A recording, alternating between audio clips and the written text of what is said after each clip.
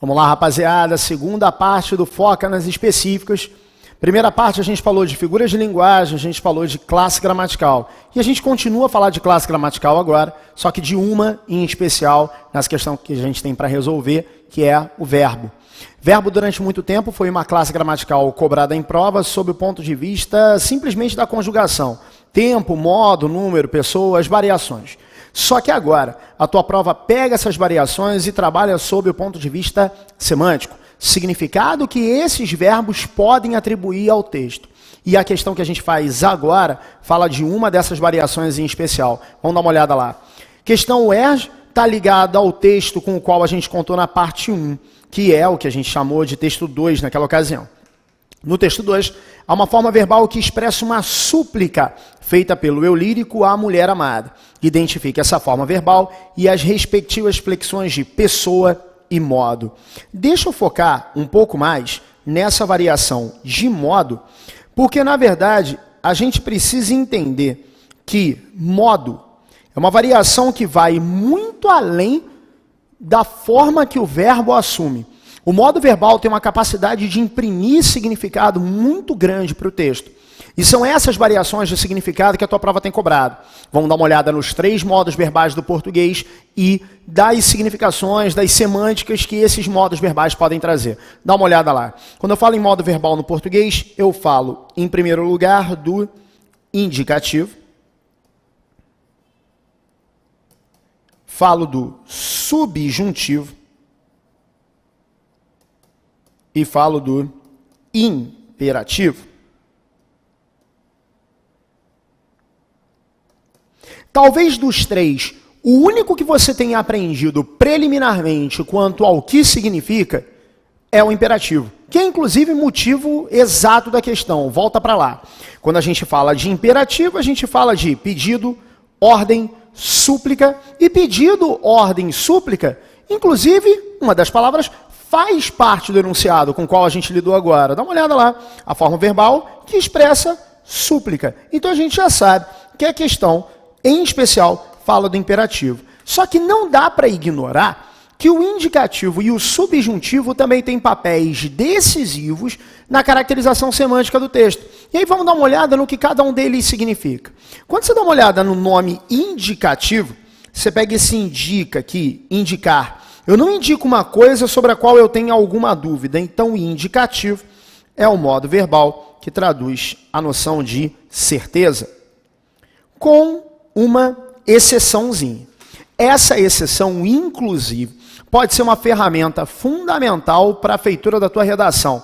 Você sabe que redação, eventualmente, no caso do Enem sempre, mas nas outras bancas, eventualmente, dá margem a uma proposta de intervenção, uma solução.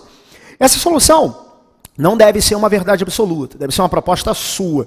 E, sendo proposta, você tem que fazer com que o verbo indique que há uma possibilidade, e não uma certeza naquilo que você está dizendo. Então, um seria, um estaria em, poderia traduzir para o seu texto uma noção de solução adequada, principalmente ao que a gente chama de dissertação argumentativa. Seria, faria, são verbos que estão num determinado tempo do indicativo, entretanto, não expressam certeza. Então, essa exceçãozinha aí é o futuro do pretérito, para alguns, inclusive, chamado de modo condicional. Em outras línguas, em outras denominações. Agora, voltando para o quadro original, você tem o indicativo, que dá a ideia, então, de certeza, e você tem o subjuntivo, que traduz consigo a noção de hipótese. Subjuntivo, subjetivo. O que é subjetivo é o que varia de pessoa para pessoa. Então, quando a gente trabalha verbos no subjuntivo, a gente está jogando em cena noções de probabilidade. Fechado? Volta para o enunciado. O enunciado queria o modo. O modo a gente achou. É o imperativo. Só que ele quer também a flexão de pessoa. Preciso voltar para o texto para dar uma olhada. E aí, começando o texto, e a gente continua a procura. É meia-noite e rugindo passa triste a ventania, como um verbo de desgraça, como um grito de agonia. Até agora nada. E eu digo ao vento, que passa por meus cabelos fugaz, vento frio do deserto, onde ela está, longe ou perto. Até aí nada. Mas como um hálito incerto, responde-me o eco ao longe, ó minha amante, onde estás? Primeira parte da poesia, não encontrei nada de imperativo. vem.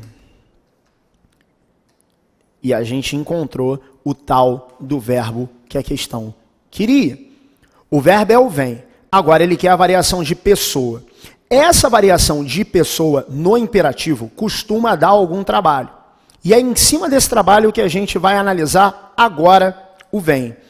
Esse vem é o vem tu. Mas, Rafael, por que não é o você? Porque para ser o você, eu teria que contar com a forma venha. Preste atenção que, embora tu e você apontem para uma mesma figura na comunicação, ou seja, aquele com quem eu falo, a conjugação desse verbo acaba sofrendo modificação. Que modificação é essa? Se for a segunda pessoa do singular, como está acontecendo aqui, eu tenho que tirar esse verbo do presente do indicativo sem o S final. E aí eu analiso, eu venho, tu vens, S morre, não dá para terminar assim, fica em vem, por isso vem associado à segunda pessoa. Então, como ele queria a variação de modo e ele queria a variação de pessoa, modo a gente achou, é o imperativo, agora precisava achar a pessoa, é a segunda. Mas vamos aproveitar o ensejo, vamos dar uma olhada, caso fosse com você, volta lá no quadro. Quando eu dou uma olhada no você, eu vejo que o você, apesar de apontar para o interlocutor, tem como conjugação a terceira pessoa. E essa terceira pessoa me leva ao venha, que encontra a sua base no chamado presente do subjuntivo, na íntegra inclusive. Então é o presente do subjuntivo fazendo a terceira pessoa e o presente do indicativo tirando o S fazendo a segunda. Fechado? Tranquilo? Então, respondida a questão, estou falando de segunda pessoa e eu estou falando do imperativo. Tá ok até aqui? Vamos continuar? Então, passando a questão, vamos dar uma olhada na próxima, que é da Unicamp. A Unicamp tem algumas questões do ponto de vista interpretativo extremamente vantajosas para quaisquer bancas Brasil afora.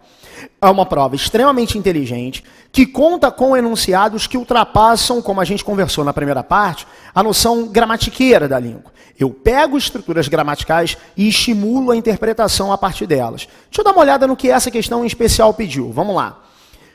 Milor Fernandes foi dramaturgo, jornalista, humorista e autor de frases que se tornaram célebres. Em uma delas, lê-se: por que é filosofia? Porque é pretensão. A. Explique a diferença no funcionamento linguístico da expressão porquê, indicada nas duas formas de grafá-la. Essa dúvida com o porquê, separado, junto, com acento, sem acento, é histórica. A Unicamp se utiliza de uma situação da vida escolar do aluno desde as mais novas séries, tá? Desde em que ele é bem novinho, até chegar a um resultado final, como por exemplo o de vestibular, em que eu tenho certeza que isso complicou a vida de muita gente. O problema é que a decoreba acaba eventualmente estimulando certos erros, o que nessa questão acabaria por não fazer diferença, mas a gente vai aproveitar o ensejo para falar disso. Dá uma olhada no trecho do Milor, que inclusive é o motivo da questão. Quando esse porquê aparece aqui, ele na verdade está indicando o quê? Uma interrogação direta. Ou seja, é uma pergunta. E essa pergunta aparece isolada, ou seja, ela não aparece numa frase maior, ela não aparece introduzindo um enunciado em que venham palavras a aparecer depois. Tem só o porquê. Inclusive, por isso ele é acentuado. Dá uma olhada lá. Esse acento, ele acaba sendo atribuído por uma questão de entonação que a própria interrogação gera.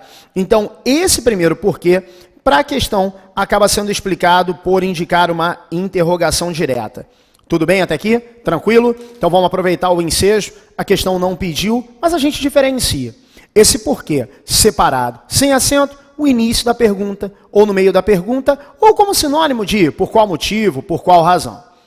Agora, o porquê separado e com acento, indicando final de pergunta por causa da entonação da interrogação ou pergunta isolada. Fechado?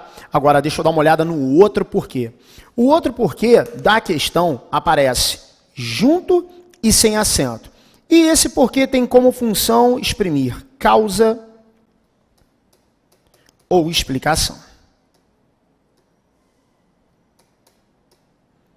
Vale lembrar que existe um outro porquê junto, que é o porquê junto acentuado, e esse é sinônimo de razão, sinônimo de motivo. Tranquilo? Na verdade, como eu disse, a Unicamp não vai se utilizar só da questão que envolve a separação, do porquê junto, porquê separado, a diferenciação. Não, vai entrar no viés semântico e é dele que a gente fala agora, na B. Dá uma olhada lá. Explique o sentido do segundo enunciado do texto, porquê é pretensão, levando em consideração a forma como ele se contrapõe ao primeiro enunciado. Considere, em sua resposta, apenas o sentido atribuído à palavra pretensão que se encontra abaixo. Pretensão, vaidade exagerada, presunção. Ele quer então que você explique a diferença na utilização de um porquê e do outro, mediante o conceito de pretensão que a própria questão dá. Volta lá, deixa eu dar uma analisada no texto. Se ele diz que porquê junto e sem acento é pretensão, e que pretensão é vaidade exagerada, presunção, eu estou dizendo, na verdade, que o porquê separado e com acento não é vaidade, não é presunção, mas é o quê? Filosofia. E essa filosofia está aí, na verdade, expressando o quê? Uma capacidade de reflexão. Principalmente, uma reflexão crítica. Então é como se ele dissesse, com o porquê separado e sem acento, o seguinte: olha, a filosofia, a reflexão crítica está na capacidade de quê? De a gente perguntar as coisas para o mundo, buscar as respostas e não achar simplesmente que a gente já tem essas respostas. Quando ele coloca pretensão no enunciado e depois coloca o significado de pretensão, o que ele está medindo em você, candidato, é a contraposição entre um trecho e outro. Muito mais do que simplesmente fazer a diferenciação entre os porquês. Então dá uma olhada de novo no enunciado e vamos matar isso. Se eu estou dizendo que o porquê separado é filosofia, eu estou dizendo que o porquê separado tem um viés positivo. Eu estou pensando, eu estou raciocinando, eu estou refletindo a respeito da vida na qual eu me encontro. Agora, quando eu dou uma olhada no outro porquê, e eu digo que o outro porquê é pretensão, como o próprio enunciado sugere, volta lá, é vaidade, é presunção, eu estou falando de um fator agora que já não é mais positivo, mas sim o quê? Negativo. Porque esse cara já acredita ter as respostas. Respostas essas que nada mais são do que as causas ou explicações expressas pelo próprio uso desse porquê.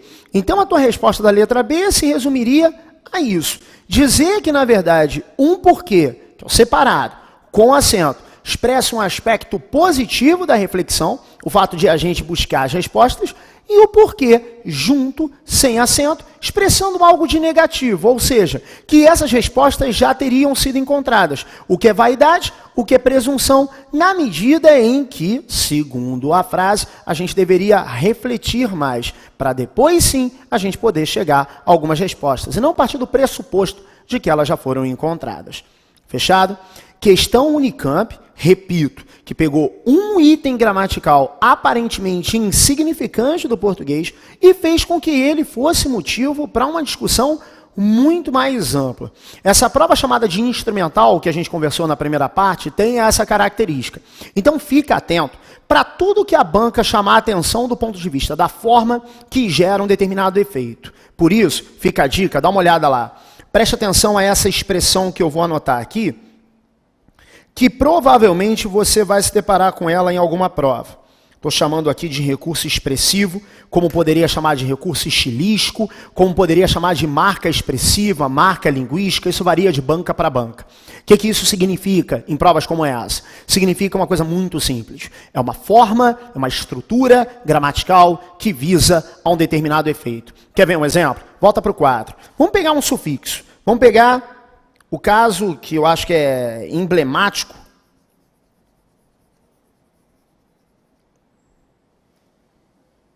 que é o do sufixo inho. Poucas estruturas no português são tão polissêmicas quanto o inho.